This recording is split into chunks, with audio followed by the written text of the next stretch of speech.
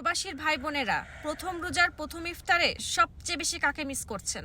আমি তো আমার মাকে অনেক বেশি মিস করছি। আলহামদুলিল্লাহ, আমরা প্রথম রোজার প্রথম ইফতার মসজিদে এসে করলাম এবং ইফতারে কি কি ছিল আপনাদেরকে একটু দেখাই। প্রথমে খুব সুন্দর একটা চকলেট ফ্লাওয়ার বার স্টিক দিয়েছে, ফ্রেশ 3টা কলা নিলাম, আর এখানে কিছু কাটা ফ্রুটস আছে। আলহামদুলিল্লাহ, অনেক মজার খাবার দিছে। এই যে দেখেন, চিকেন রোস্ট বিরিয়ানি, তারপর এখানে ছোলা পেঁয়াজু, আর এখানে দিছে জাওয়ের মতন ভাত, সাথে হচ্ছে গরুর মাংস। এত মজা এটা, আমি অলরেডি অল্প একটু খাইছি, অনেক মজা। আমায়া মুখ লুকাচ্ছে, আমায়া কিচ্ছু খেতে চায় না। আমায়া খাও, ওর জন্য আরো খাবার নিয়ে আসলাম গাড়িতে, যোকে বসে বসে খাওয়াবো। আমু নাও, খাও। আসলে রমজান মাসে সবাইকে নিয়ে ইফতার করার মজাটাই আলাদা।